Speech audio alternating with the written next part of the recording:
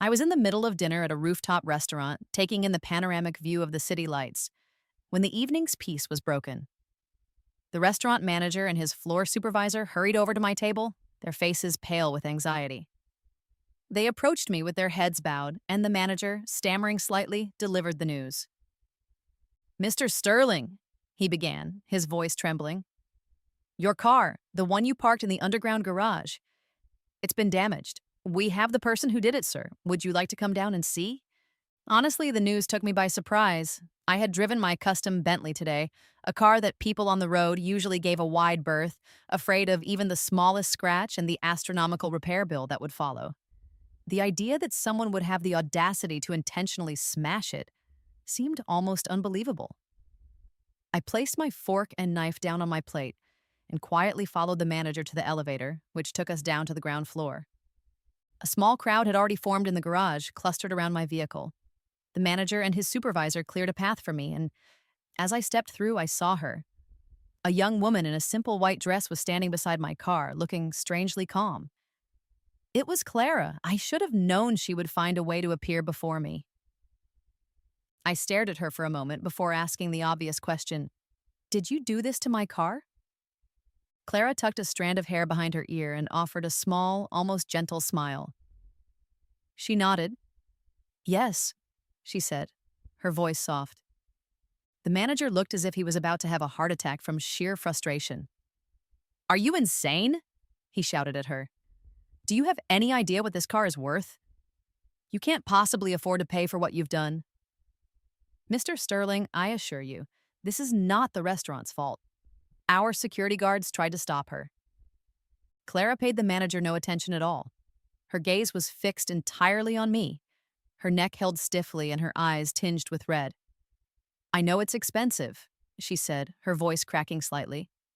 "I know I can't afford to pay for the repairs, but I can pay you back with myself." It seemed that life hadn't been easy for Clara since her own rebirth, forcing her to say something so shameless in front of a crowd of strangers. A ripple of amusement and disbelief went through the onlookers, and a blush crept up Clara's cheeks.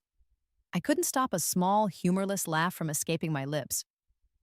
"The damages will be well over $1 million, I said, my tone flat. "Do you honestly believe your body is worth that much?" Clara looked at me, her eyes wide with shock. "Ethan," she said, her voice pleading, "look at my face. Don't you have anything else you want to say to me?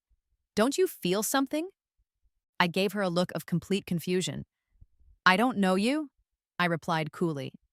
"As far as I'm concerned, you're just a woman who now owes me over $1 million. What am I supposed to say to you? What am I supposed to feel?" Clara's face went completely white, as if all the blood had drained from it. I couldn't really hold it against her. In her reality, I had always been her most devoted follower. In our previous life, I had met her during a trip.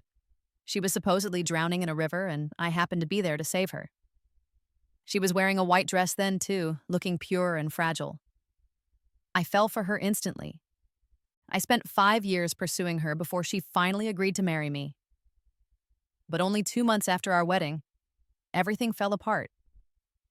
I was driving on the highway when my car suddenly malfunctioned. The brakes gave out completely.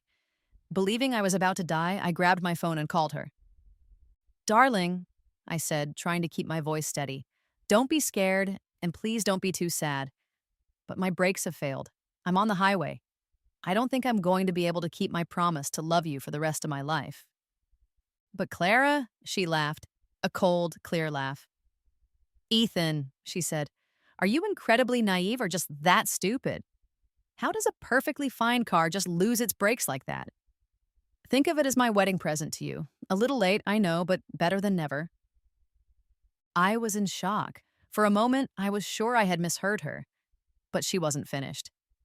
"To be honest," she continued with a small chuckle, "I was planning for you to die a few days from now, but I'm already pregnant.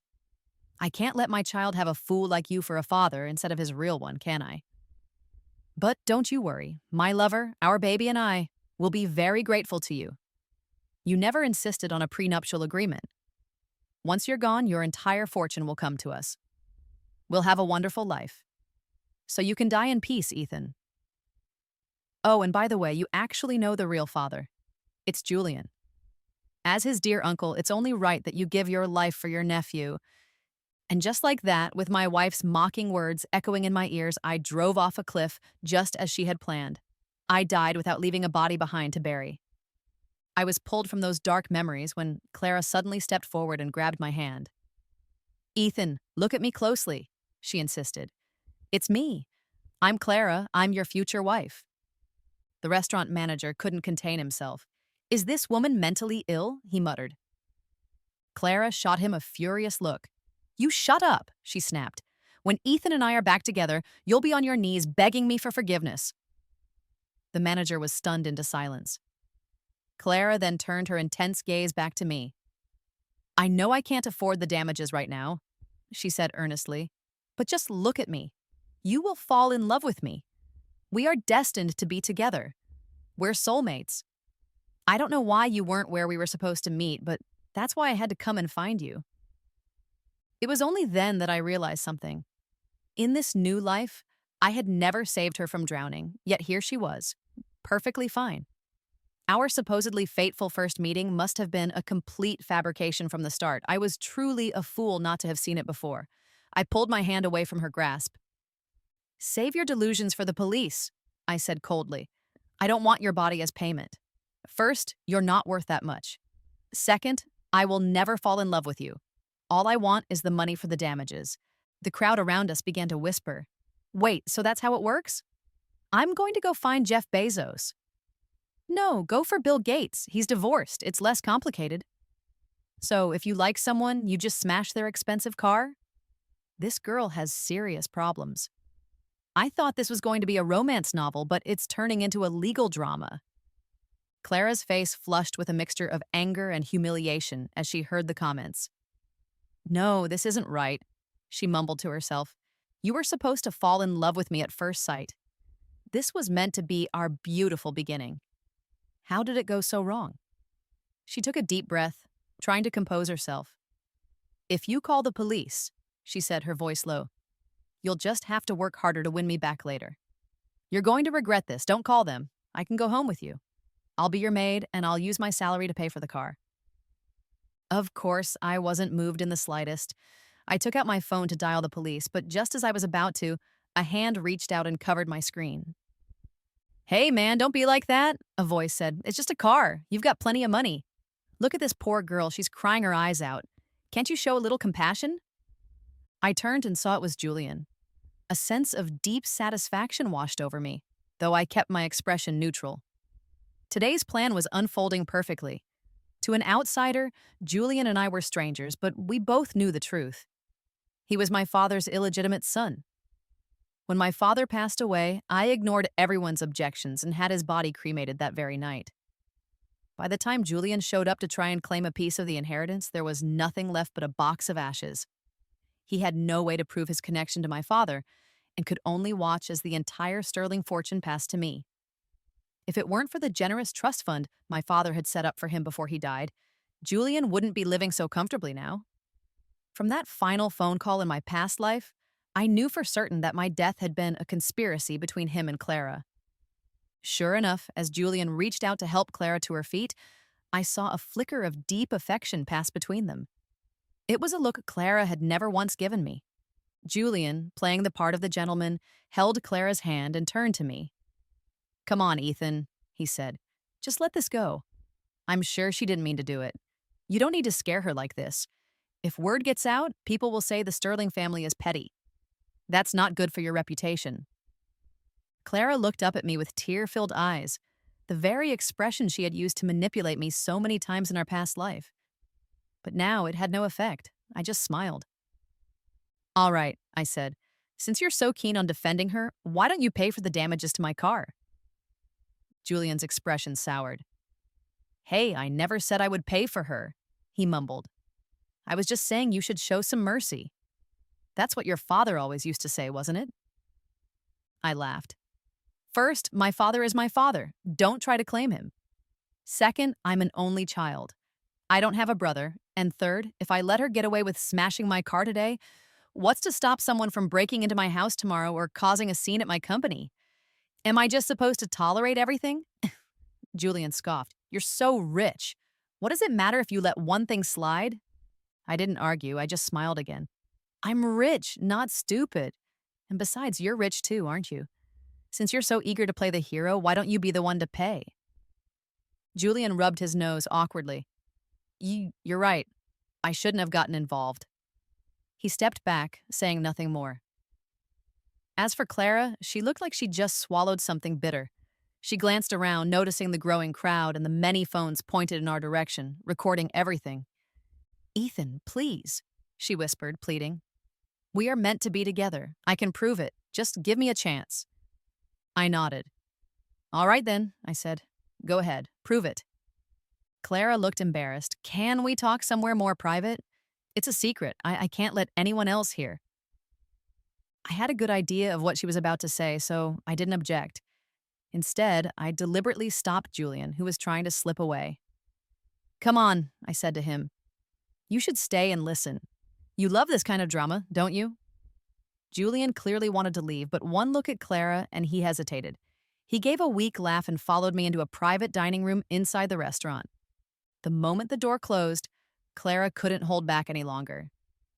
Ethan, she began, I know you were just embarrassed to admit in front of all those people that you fell in love with me at first sight. But there's no one else here now. You don't have to hide your feelings anymore. Look at me. I'm wearing your favorite color and I put on the perfume you love. She leaned in close. You once told me that no matter what, the moment you saw me, you would fall in love.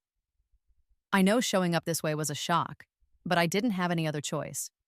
This was the only way we could meet again.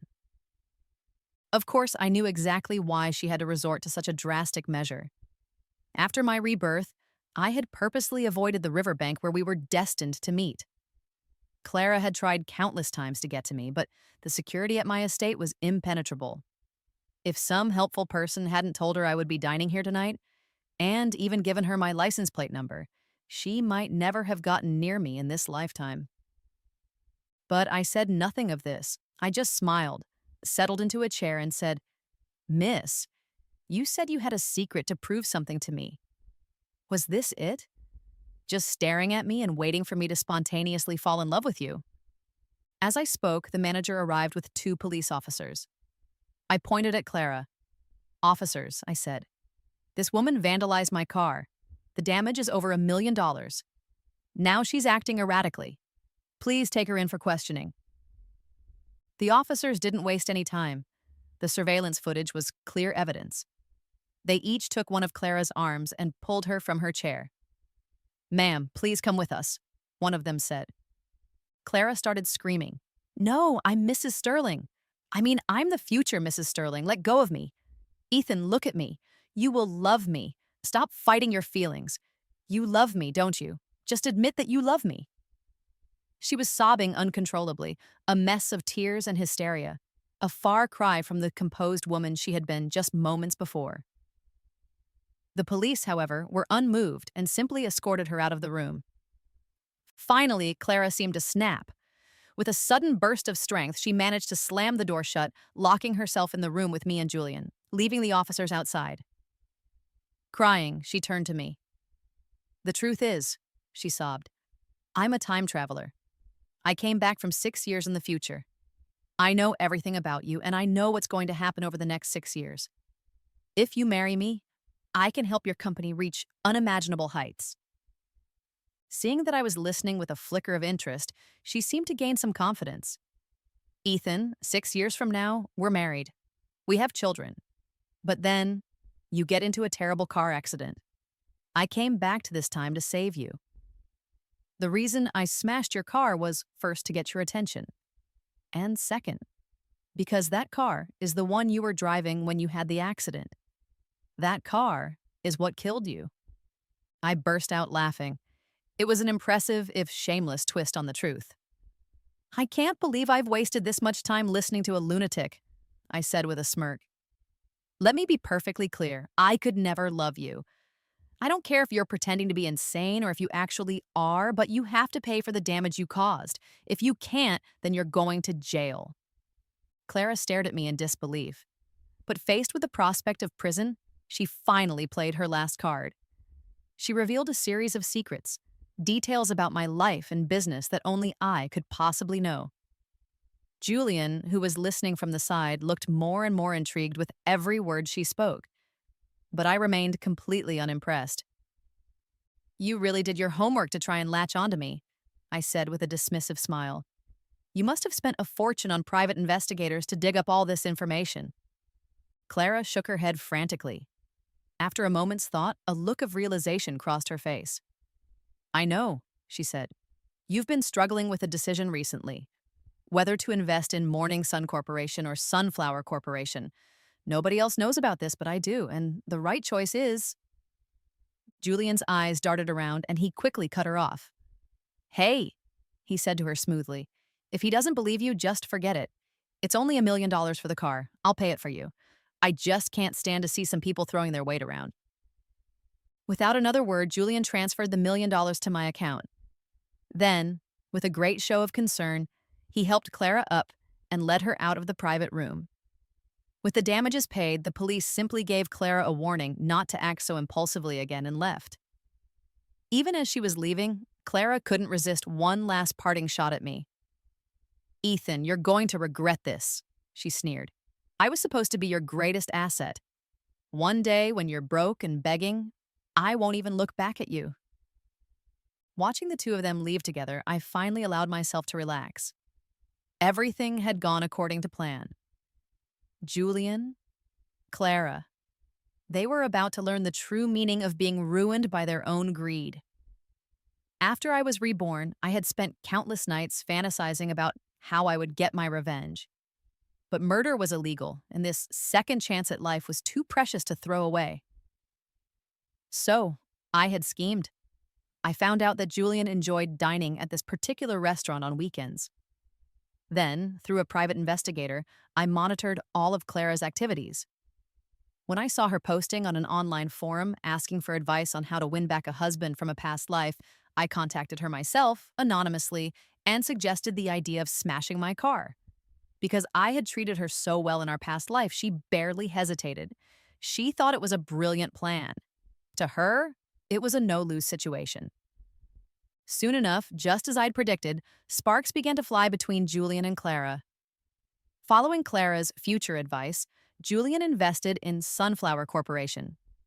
To his credit, he was cautious at first, but even his small initial investment yielded a huge return. He started to be praised in financial circles for his sharp instincts. Julian began to treat Clara like a goddess of fortune. Meanwhile, I did exactly what I had done in my previous life. I invested heavily in Morning Sun Corporation and, just as before, lost a significant amount of money. At an investment gala a few weeks later, Clara arrived on Julian's arm. They both wore the same smug, condescending expressions. Clara walked up to me and sneered, "I heard you lost a lot of money. I gave you a chance, you're the one who didn't take it." Julian smiled faintly. "Some people are just born to lose," he added. "You can try to help them, but they'll never understand how fate works. So what if he cheated me out of my birthright? I'll build my own legacy. I'll make more money than our father ever did. And when that day comes, you'll be the one begging to be my brother." I didn't say a word. I just turned to leave, but Clara grabbed my wrist. "Why are you walking away looking so defeated?" she mocked. "Are you regretting it now? I'll never forget how you humiliated me that day over a measly $1 million. I will hate you for the rest of my life. I can't wait for the day you go bankrupt." I simply smiled at her. "You're this proud of earning $10 million? Come back and talk to me when you've made $100 million. Then maybe you'll have the right to ask me if I regret anything." Clara's expression faltered. She knew that my personal wealth was far too vast to be threatened by a few bad investments. That was precisely why, in both lives, she had chosen to pursue me first. She wanted the easy path to wealth and power. Standing on the shoulders of a giant, after all, makes you a giant yourself. But my reaction was not what she had hoped for. Frustrated, she said coldly, "I might as well tell you the truth. I really did come back from the future, but I lied to you. I never loved you. I married you, but I felt nothing for you. And yes, I cheated on you. In our past life, you were like a pathetic dog following me around. I found you incredibly annoying. But since you had the inheritance that rightfully belonged to Julian, I tolerated you. Thankfully, fate gave me a second chance to come back and help Julian reclaim what was his. Julian chuckled. Darling, why are you wasting your breath on him? A man like him could never understand destiny. One day he'll be on his knees begging us for help. It'll be much more satisfying to tell him all this then. Clara nodded. You're right, my love. Whatever happens to him now is his own fault. She turned back to Julian. I've already written down all the real estate projects that are guaranteed to succeed in the coming years. It's all for you. Julian was visibly moved, now fully believing every word she said. The two of them then began to kiss passionately right in front of me, with Julian occasionally throwing provocative glances in my direction. The gala ended, and as planned, Julian, on Clara's advice, invested in a massive new real estate development. Thanks to some subtle encouragement from my end, he didn't just reinvest his recent profits, he went all in. He mortgaged his properties, liquidated his assets, and took out huge loans from banks. He gambled everything he had. And just as Clara had predicted, property prices in that area began to soar. When a rumor started circulating that a new subway line would be built nearby, the project became the hottest ticket in the city. Naturally, the two of them couldn't resist coming to my house to gloat. I let them in. Julian sat down on my sofa as if he owned the place. I heard your latest investment is a complete failure, he said with a smirk. Looks like another huge loss for you. Clara sneered. Honey, why are you even talking to him? He brought this on himself. What if he tries to copy your investments? We can't have him profiting from our success. Julian ignored her and looked around my living room. I've always liked this house, he said. How about you give it to me? Get on your knees and bow to me, and I'll graciously allow you to invest a small amount in our project. Clara had another idea. Darling, why rush? The way he's investing, he'll be bankrupt soon enough. If you like this house, we can just buy it for a fraction of the price when he loses everything. I just chuckled and pulled out a stack of documents from my coffee table. Sorry to disappoint you both, I said, but I just received confirmation. They're building a new school right next to my failed project, a top-tier, exclusive academy, in fact. So if you're waiting for me to go bankrupt, you might be waiting a very long time. Before either of them could respond, Julian's phone rang. His face fell as he listened to the person on the other end. What? He yelled into the phone. The subway construction is canceled. Why? How is that possible? The project represented Julian's entire fortune. His face went dark. He hung up and, without a second's hesitation, turned and slapped Clara hard across the face. You bitch! He roared. You set me up. It was an incredibly satisfying moment to witness. Clara looked completely stunned. She tried to put on her innocent pleading act, but Julian was far beyond falling for it now. He looked like he wanted to kill her. It's over, he gritted out. The subway project is dead. All the investors have pulled out. We're ruined. Clara clutched her swollen cheek and breathed a sigh of relief. Oh, please, she said irritably. It's not that big of a deal. I knew this would happen. It's only temporary.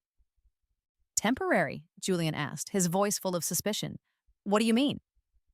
Clara glanced nervously at me, clearly not wanting me to hear her explanation. But under Julian's menacing gaze, she had no choice but to speak. This happened in the last life too, she explained.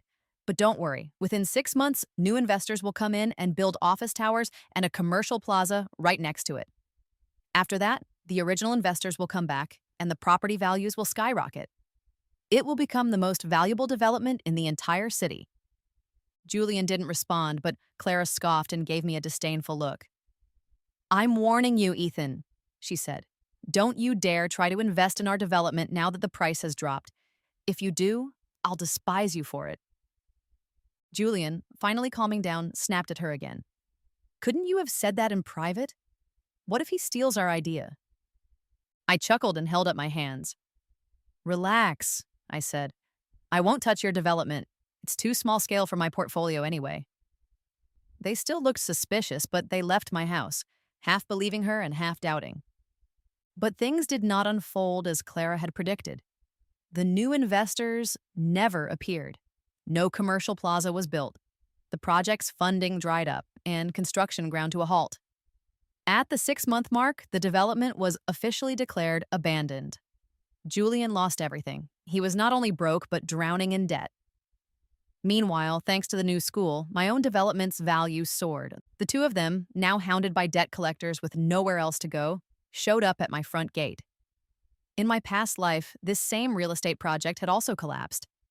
Back then, Julian had lost a smaller but still significant amount of money. Clara, who was already involved with him, was devastated by his loss. She would sigh dramatically in front of me every day, saying how sorry she felt for the people who had invested. And I, being the ultimate fool for her, couldn't bear to see her unhappy. To cheer her up, I had secretly used my own money to build a shopping mall and office buildings near the failed development, single-handedly reviving the entire project and turning it into a gold mine. But I did it all quietly. Clara never knew it was me. This time, after my rebirth, I had intentionally repeated my failed investment to lure Julian into trusting Clara completely. Spending a little of my own money to watch them lose everything they had?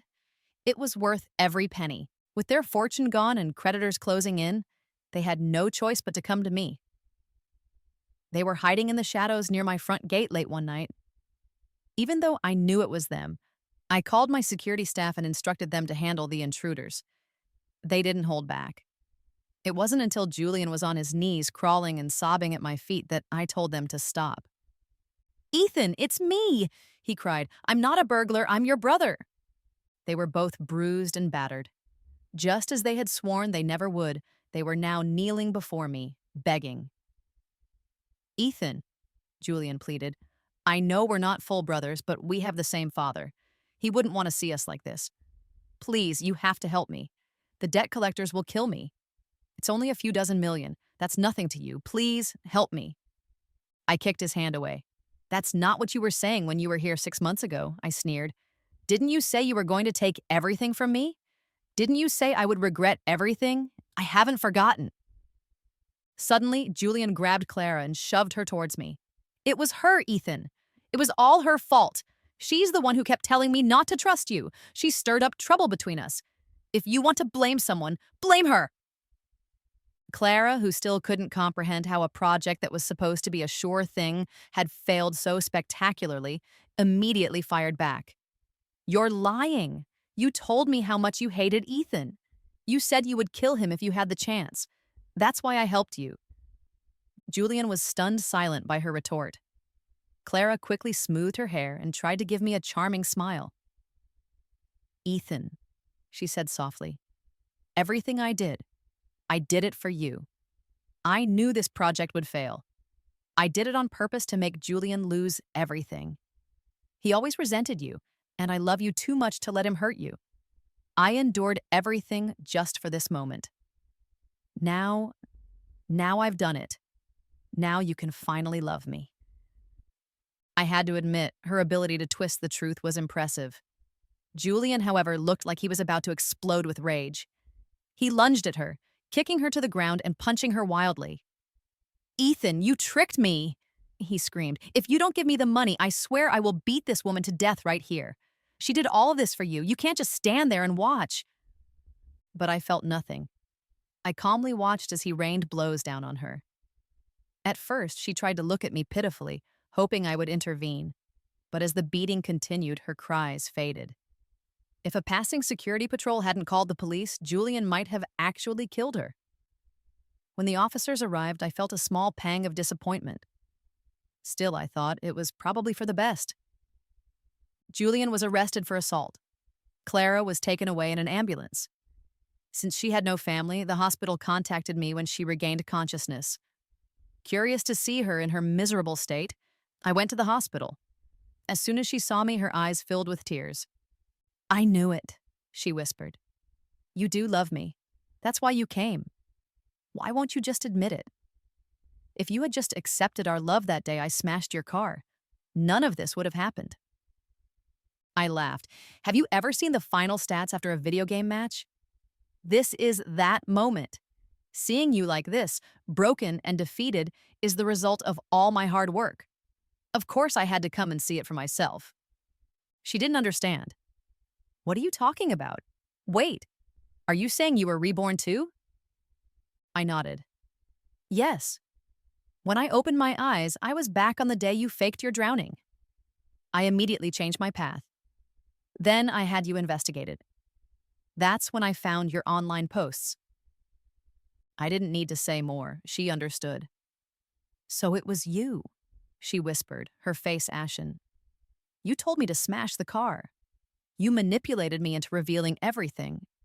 You pushed me towards Julian. I nodded again. I told her everything I had done, every calculated step.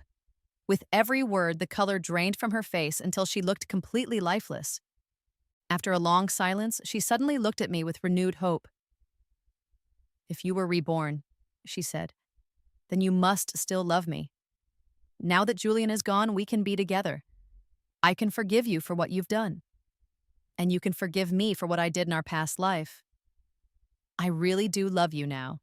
You're smart and calm, and you always treated me so well. I regretted what I did, Ethan. I regretted it so much. Maybe heaven gave us this second chance so we could finally be together. She opened her arms, waiting for me to embrace her. I sighed. Clara, I said, my voice cold. You had me murdered. Do you really think I could ever love you again? Do you think I could ever forgive you? She began to mumble, clearly delusional. That's impossible. You loved me too much. You're just pretending to be strong to make me feel guilty. Well, I am guilty. I'm sorry. You can forgive me now. I just shook my head. I will never forgive you, but I will pay your hospital bill because I want you to be healthy when Julian gets out of jail. I want to see you two destroy each other. With that, I walked out of the room without looking back. Julian was released from detention after less than 6 months. On the day he got out, I was waiting for him at the gates, along with his debt collectors. After that day, I never saw either of them again, but I heard stories. Unable to pay their debts, they were sold to an overseas syndicate. I heard their lives were a living hell, and within 3 years, they were both dead. When I received the news, I felt a quiet sense of satisfaction. They had finally paid the price for what they did to me. After they were gone, I bought the abandoned real estate project at auction. I built the shopping mall and the business district, just as I had in my previous life to please her. Not only did I make a fortune, but I also provided homes for all the families who had lost their savings in the failed development. Looking out at the thousands of lights twinkling in the windows of the new buildings, I believe that one day there will be a light shining just for me, and my life from now on will be a happy one.